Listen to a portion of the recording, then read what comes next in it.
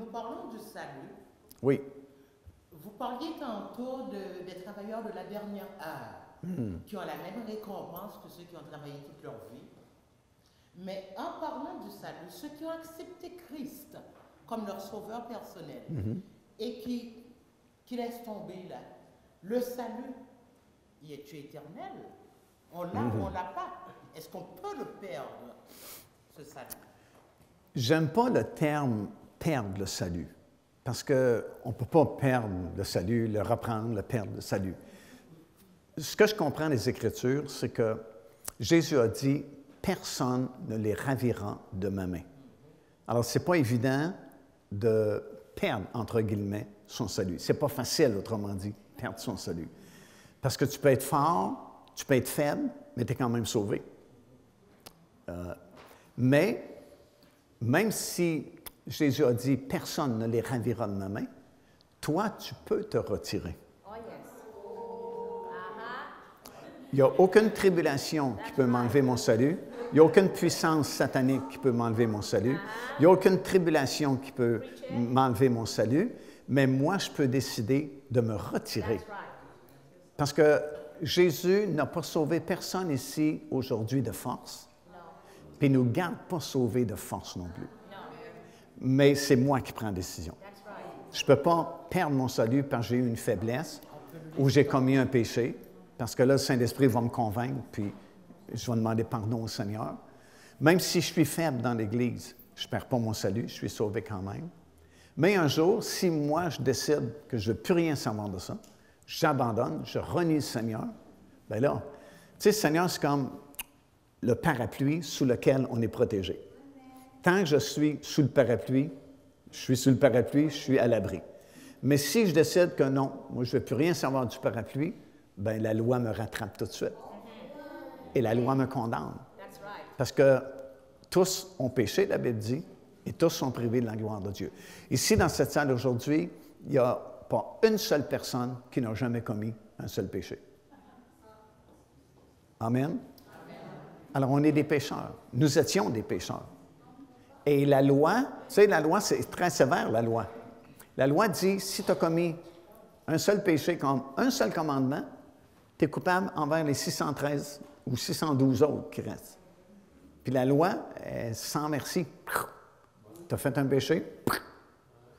Alors, Jésus est venu, il a vécu sous la loi, et c'est le seul qui a été capable d'accomplir toute la loi sans jamais commettre un seul péché.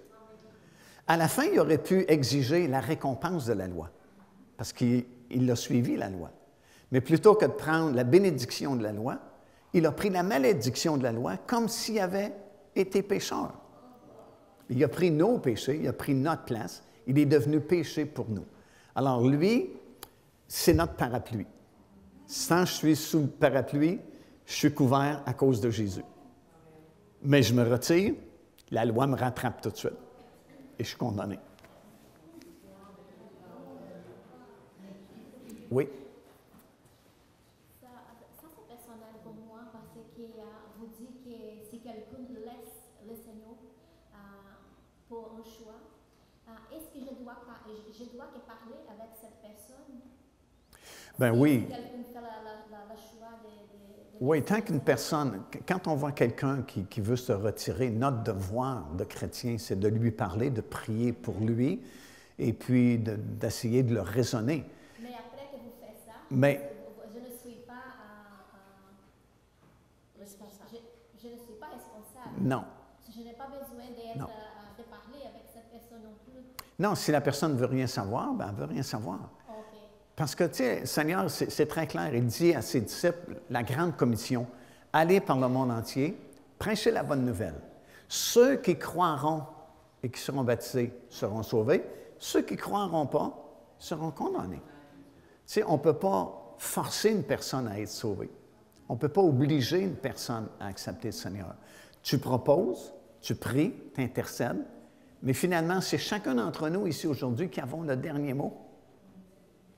D'être sauvé ou de ne pas accepter le Seigneur ou de rejeter le salut que Dieu m'offre en Jésus-Christ.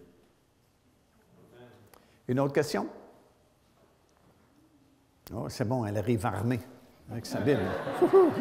Je vais prendre ma Bible, moi aussi. Dans l'Apocalypse, ça parle du 7e sceau.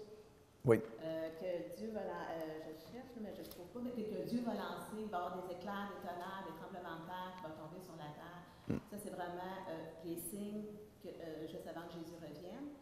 Mais comment ça va se dérouler, comment ça va se passer, si on peut expliquer un petit peu plus? Bien, tout d'abord, il y a la signature du traité de 7 ans, le traité de paix et de sécurité, mais qui en réalité, ce sont les 7 années de tribulation. L'enlèvement de ceux qui sont prêts va arriver peu de temps après ça. On ne sait pas exactement combien de temps, mais comme j'ai mentionné tout à l'heure, il y a un laps de temps entre le cri de minuit et l'enlèvement proprement dit des vierges sages. Après l'enlèvement, Jean avait vu celui qui est assis sur le trône, dans sa main droite, il y a le livre scellé de 7 sceaux. Ce livre-là, c'est le livre du rachat final de la planète par le Seigneur Jésus-Christ. Autrement dit, dans ce livre-là, ça nous explique comment Dieu va s'y prendre pour reprendre possession de la terre et établir son royaume sur la terre qui ne passera jamais. Alors, tu as le premier sceau qui est brisé. Dès que le premier sceau est brisé, c'est l'attaque de l'Antéchrist pour tenter de devenir le gouvernement mondial. Alors, les 4 premiers sceaux, c'est les 4 cavaliers de l'Apocalypse, comme on appelle, qui tentent d'essayer de prendre le contrôle de la planète. Le 5e sceau, tu as les âmes de ceux qui ont été décapités sous l'autel qui crient vengeance. 6e sceau, tu as des changements atmosphériques qui arrivent. La tempête que tu as parlé, là, c'est au 6e sceau. Lorsqu'il rouvre le 7e, là, il y a un silence d'une demi-heure dans le ciel. Puis c'est curieux parce que à la fête du Yom Kippour, qui était la fête durant laquelle le souverain sacrificateur entrait une seule fois par année au-delà du voile dans le lieu très saint, puis attendait la manifestation de la gloire Shekinah, la gloire de Dieu qui était manifestée dans le lieu très saint. Traditionnellement, en Israël, on dit que le souverain sacrificateur attendait environ une demi-heure avant que la gloire vienne. Puis là, au 7e sceau, on est justement comme à la fête du Yom Kippour, où il y a une demi-heure de silence. Puis il y a une autre raison aussi, c'est qu'on ne savait pas qu'est-ce qui était pour arriver après le 7e sceau. Parce que tout ce qu'on avait vu dans la main droite de celui qui est sur le trône, c'est un livre scellé de 7 sceaux. On n'avait pas d'autres informations après le 7e sceau. Alors, quand le 7e sceau est brisé, c'est comme qu'est-ce qui va arriver maintenant?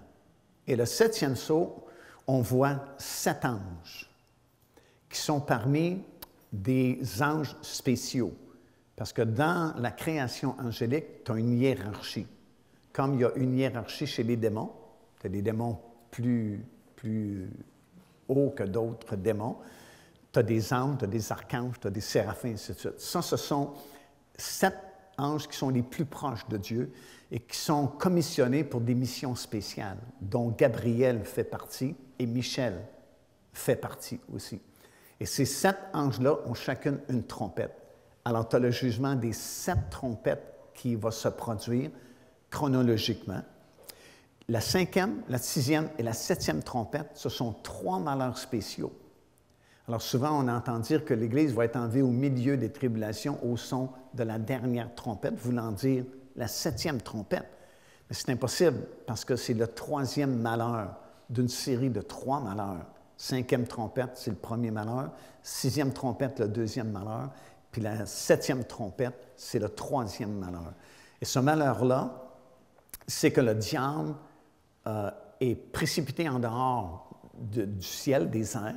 Il ne peut plus être dans l'atmosphère. Il est limité à la terre.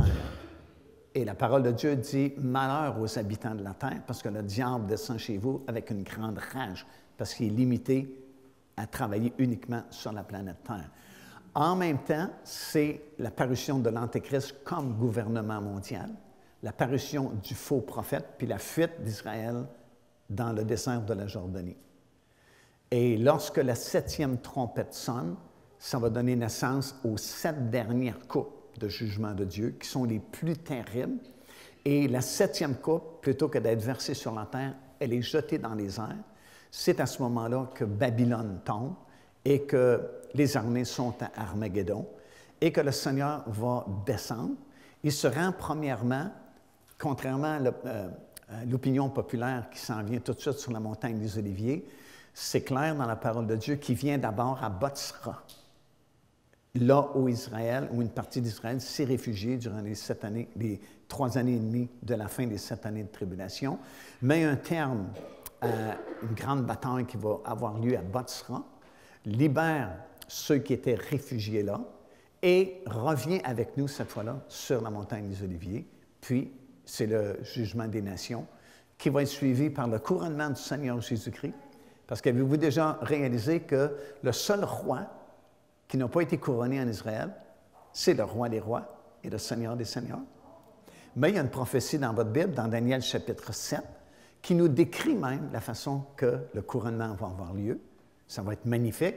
Ça va être suivi du mariage du Seigneur Jésus-Christ avec sa glorieuse épouse, qui sera suivi de l'entrée triomphale par la nouvelle porte dorée à Jérusalem.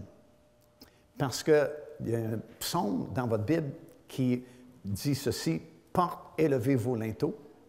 Et puis ça, c'était prophétisé pour la venue du Seigneur Jésus-Christ. Mais ça ne s'est pas réalisé parce qu'Israël a rejeté le Seigneur Jésus-Christ comme son roi. Alors, il faut que cette prophétie-là s'accomplisse et ça va être le grand défilé d'entrée dans la ville de Jérusalem qui va être restaurée surnaturellement. Et là, c'est les noces de l'agneau qui n'auront pas lieu au ciel pendant 7 ans. Il n'y a aucun verset qui nous dit ça. Puis d'ailleurs, ce n'est pas le temps des réjouissances, c'est le temps des jugements. Puis en plus, ça ne peut pas être au ciel pendant 7 ans parce que la plupart des invités ne sont même pas encore rendus au ciel parce qu'il y a une différence entre le marié et les invités. Ce sont 2 groupes différents. Les noces de l'agneau auront lieu à ce moment-là. C'est l'ouverture du millénium. Nous allons recevoir les instructions nécessaires pour nous aider à administrer des choses dans le royaume de Dieu, dans le règne de 1000 ans. Après le règne de 1000 ans, Satan qui a été lié pendant cette période-là est délié pour un peu de temps, puis va faire une dernière tentation devant tous ces milliards de personnes qui ont repeuplé la terre. Un grand nombre va suivre la séduction de Satan, mais ils sont éliminés immédiatement. Là, c'est la fin. Le ciel se déroule comme un livre. La terre elle-même s'enfuit, puis elle est purifiée par le feu. Là, il n'y a plus rien en haut, il n'y a plus rien en bas, mais dans le vide, il y a le grand trône blanc du jugement de Dieu. Et là, Jean dit, je vis tous les autres morts, tous ceux qui n'ont pas été ressuscités dans l'un ou l'autre des 7 rangs qui forment la première résurrection, sont revenus à la vie, comparaissent devant le jugement du grand trône blanc. C'est là que ça dit que des livres furent ouverts, puis chacun fut jugé selon ce qui était écrit dans ces livres-là. Et malheureusement, tout ce monde-là s'en va dans le lac de feu pour l'éternité, parce que si quelqu'un était sauvé, il ne serait pas là, il aurait été ressuscité dans l'un ou l'autre des 7 rangs qui composent la première résurrection. Après cela, Jean dit, je vis de nouveaux cieux, une nouvelle terre rénovée par le feu qui arrive. Puis là, wow, c'est la nouvelle Jérusalem qui descend sur la nouvelle terre. Une ville qui va devenir notre quartier général pour l'éternité. Une ville qui est aussi longue d'ici à Miami, en Floride, en longueur, en largeur et en hauteur, comme une espèce de pyramide. Et en haut complètement, 1500 000 de haut, c'est le trône de Dieu, la place de Dieu, qui est en or pur. Et puis c'est notre habitation pour l'éternité, c'est notre bureau chef. Alléluia! Puis, quelque chose, ça. Puis la prochaine fois que tu vas être découragé ou que tu as des problèmes, lis Apocalypse chapitre 22, la description de notre ville future. C'est extraordinaire. Si tu penses que Dieu est pauvre, tu vas attraper ton rhume, là, parce que toutes les pierres précieuses sont là. Le mur, imagine-toi, chaque côté de mur a 1500 000 de long, d'ici à Miami, en Floride. Il y a juste 3 portes par mur. Le mur mesure 216 pieds de haut, puis il y a juste 3 portes. Puis la Bible dit que Dieu est un architecte. Alors, il faut que ce soit symétrique. Ça veut dire qu'il n'a pas fait 3 petites portes, parce que le mur a 1500 000 de long. Imagine-toi la largeur de chaque porte, de 3 portes sur chaque mur, et la Bible dit que chaque porte, c'est une perle complète. sais, les hommes, ils deviennent fous, ils trouvent une perle grosse même. Tu peux la garder, ta petite perle. Juste une porte de ma ville future. Alléluia! C'est une perle complète. Gloire à Dieu. Imagine-toi la poignée qui va avec ça. J'avais une question au niveau de son de la trompette.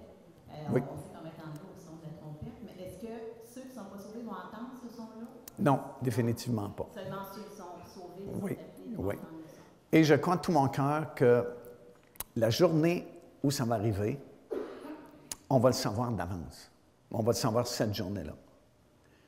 Tous ceux qui sont parmi les vierges sages, là, mettons que ça va arriver à midi, bien, quand je me suis levé ce matin, l'Esprit m'a dit, c'est aujourd'hui. Pourquoi je peux dire ça?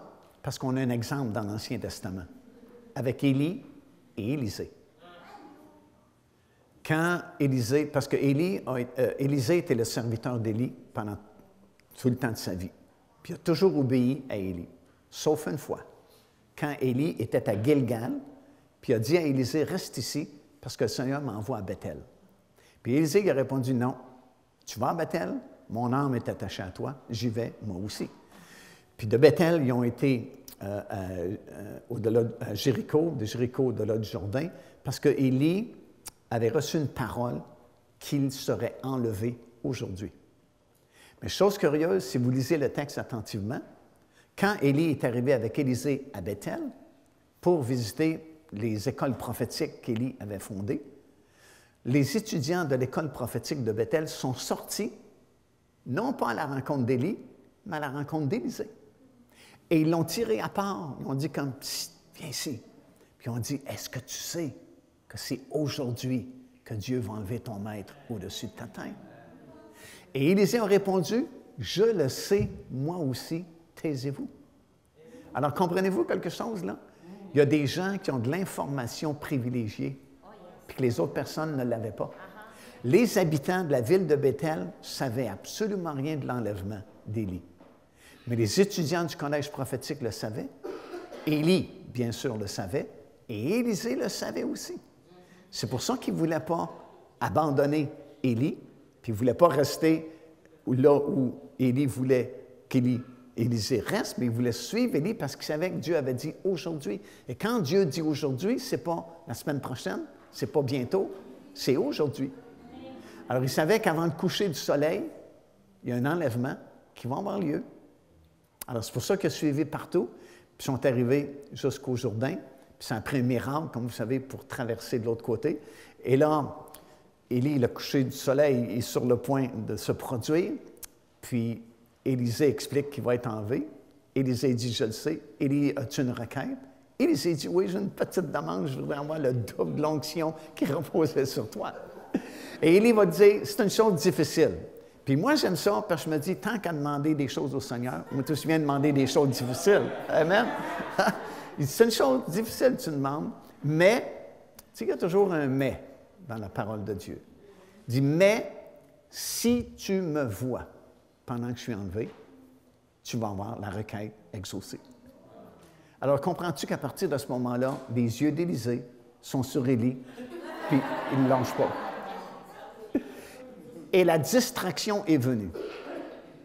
Des chars de feu ont séparé les deux hommes. Ça devait être tentant d'enlever les yeux sur Élie puis le poser sur le spectacle. Puis écoute bien, la minute que tu décides de faire quelque chose pour le Seigneur, le diable va t'envoyer des distractions.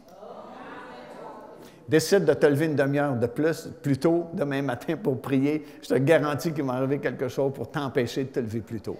Décide de t'impliquer dans un ministère dans l'Église, c'est garanti qu'il va arriver quelque chose pour essayer de t'empêcher de t'impliquer dans un ministère. Alors, la distraction est venue, mais Élisée a gardé ses yeux fixés sur Élie, puis il l'a vu être enlevé dans un tourbillon de feu. Il n'y a plus rien dans le ciel. Et il n'y a aucune preuve qu'Élie était là il y a quelques secondes à peine auparavant, sauf qu'en montant, il a laissé tomber son manteau de poil de chameau. Et Élisée s'est penché, a pris le manteau d'Élie, puis a continué le ministère prophétique. Alors ça, c'est un exemple, comme j'ai expliqué au début de cette session, l'Ancien Testament sont des ombres, des figures, des images pour nous aider à comprendre le Nouveau Testament. Alors, cette histoire-là nous est racontée en détail, pas juste pour remplir les pages de la Bible, mais pour être une figure pour nous qui attendons notre enlèvement. Et si eux l'ont su, information privilégiée, on va le savoir aussi. On ne partira pas tous à la même heure, mais on va tous partir en même temps. Parce qu'il y a des fuseaux horaires. Si l'enlèvement a lieu à midi pour nous, il peut être minuit au Japon. Comprends-tu? Fait qu'on ne part pas tous en même heure, mais on part tous en même temps. Ça va être le plus grand rassemblement des chrétiens du monde entier. Chou! Dans les airs à la rencontre du Seigneur. Amen. Est-ce qu'on... OK, on a le temps encore pour une ou deux questions. Ah, je savais qu'il viendrait un jour, cet homme-là.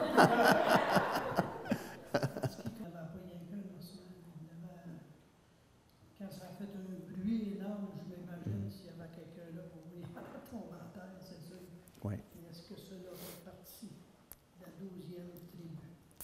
Bien, c'est une bonne question parce que tous ces ossements-là représentaient en fait les 12 tribus. Parce que quand le prophète a parlé et qu'il a prophétisé, il a ajouté aux 3 phases que j'ai mentionnées aujourd'hui, le rapprochement, la chair qui a cru, puis l'esprit qui va venir aussi un jour dans ces cadavres-là. Et il va ajouter ceci. Il va dire, quand cette 3e phase-là va arriver, il n'y aura plus de distinction entre le schisme qu'il y avait eu autrefois. Parce qu'au tout début, il y avait les 12 tribus, puis la royauté avait été établie en Israël. Puis les 3 premiers rois furent les 3 plus grands rois d'Israël, juste un royaume. Les 12 tribus étaient là, sous cette royauté-là. Tu as eu Saül, ensuite tu as eu David, puis tu as eu Salomon, les 3 plus grands rois d'Israël. Mais à cause de certaines choses dans la vie de Salomon, comme nous savons, il y a un jugement qui est tombé sur Israël. Puis après la mort de Salomon, le royaume a été divisé en 2. Il y a 10 tribus qui se sont séparées des 2 autres tribus. Et les 10 tribus qui se sont séparées ont formé ce qu'on appelait le royaume du Nord, ou le royaume d'Israël. Puis les 2 autres tribus, Juda et Benjamin, ont formé le royaume du Sud, ou le royaume de Juda. Et à cause de leur idolâtrie, le royaume du Nord, ou le royaume d'Israël, quelques années plus tard, ont été dispersés en Assyrie. La Syrie est venue et puis ils ont pris possession du territoire. Ils ont été dispersés. Puis la royauté n'est jamais revenue en Israël, le royaume du Nord. Quelques années plus tard, pour à peu près les mêmes raisons, le royaume du Sud a été expatrié lui aussi. Il y a eu la grande déportation, cette fois-là à Babylone. Puis même s'ils sont revenus 70 ans plus tard, tel que le prophète Jérémie l'avait prophétisé, la royauté n'est pas revenue. Puis à partir de ce moment-là, il n'y a plus jamais de roi en Israël, ni au nord, ni au sud. Mais pendant de longues années, tu as eu 2 groupes, le royaume du nord, Israël, puis le royaume du sud, Juda, séparés. Mais dans la prophétie d'Ézéchiel, quand ces choses vont se produire, le prophète dit, il n'y aura plus de distinction. Il n'y aura plus de royaume du nord puis royaume du sud. Puis il a pris 2 bâtons pour Ishmaël puis Juda, puis il les a jumelés ensemble, puis il dit, il va y avoir juste 12 tribus ensemble. Il n'y aura plus 2 royaumes comme il y avait autrefois. Donc, c'est ce qu'on voit aujourd'hui. Tu vas en Israël, puis on ne parle plus du royaume du nord puis du royaume du sud. Tu as juste Israël. Et beaucoup de Juifs savent de quelle tribu ils sont, mais le Seigneur, lui, il n'y a pas de problème. Il sait exactement à quelle tribu chacun appartient. C'est pour ça que quand on a parlé d'un sceau qui est donné sur 144 000 Juifs, bien, dans la Bible, ça dit 12 000 de 12 tribus, puis ils sont nommés les tribus, sauf celle de Dan, qui n'est pas mentionné là, mais qui est mentionné dans l'héritage plus tard, dans le règne de 1000 ans, où Dan est mentionné à nouveau comme ayant droit à un territoire en Israël durant le règne de 1000 ans. Une autre question? Sur au sujet de l'Apocalypse, il dit qu'il y avait 10 cornes, puis 7 têtes, et sous les et sous ses cornes 10 diadèmes, et sous ses têtes des noms blasphèmes. Qu'est-ce que ça veut dire? Ça, c'est au milieu des 7 années de tribulation, lorsque l'Antéchrist devient le gouvernement mondial. Et les 10 cornes font référence aux 10 orteils de la statue de Nabuchodonosor. Ce sont les 10 rois qui ont signé des alliances humaines entre eux pour former le dernier empire mondial duquel l'Antéchrist va sortir. Alors, la bête elle-même, c'est l'Antéchrist. Les 10 cornes, ce sont les 10 rois qui sont avec lui. Et les diadèmes sur les cornes, les diadèmes représentent toujours les autorités de ces puissances-là qui sont avec lui et qui forment ce gouvernement de la fin. Puis aussi, il dit des noms des animaux qui sont semblables, puis tout ça. Oui, c'est parce que quand Daniel a donné l'interprétation du songe de Nabuchodonosor, qui avait vu une grande statue, ça a tellement intrigué Daniel qu'il a cherché la face du Seigneur pour avoir d'autres explications. Et le Seigneur lui a donné plusieurs autres visions. Et dans le chapitre 7, par exemple, du livre de Daniel, il va voir les 4 mêmes empires mondiaux, c'est-à-dire Babylone, la Perse, les Perses et les Mèdes, la Grèce et Rome, représentés sous la forme de 4 animaux, comme le lion, qui était l'emblème de Babylone à l'époque, l'ours, dont une épaule est plus haute que l'autre, le léopard, qui représente la Grèce, puis le 4e animal, qui représentait l'Empire romain, dont Daniel n'a aucune référence, parce qu'il ne peut pas nommer aucun animal qui lui ressemble. Il va donc dire qu'il est différent des autres animaux et a un aspect terrible. Alors, les animaux représentent ces 4 mêmes empires-là. Amen. Amen. Puis qu'est-ce que ça veut dire Gog et Magog? Gog, c'est le nom du leader, qui est une entité, vraiment. C'est plus qu'un être humain, parce qu'on le retrouve. D'ailleurs, dans la version 70 de la Bible, ça parle d'un Gog, un esprit démoniaque. C'est comme, là, on n'a pas le temps d'entrer là-dedans, mais ce que la Bible nous enseigne, c'est qu'il y a des autorités démoniaques qui sont en charge de certains pays, certaines régions du monde.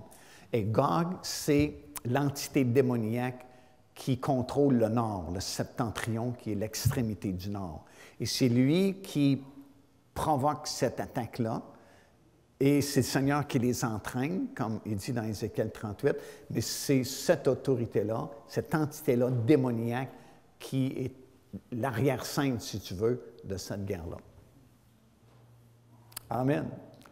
Bien, notre temps est déjà écoulé, ça fait déjà 1 heure, ça passe tellement vite, il me semble qu'on vient juste de commencer, mais c'est bon, gloire au Seigneur.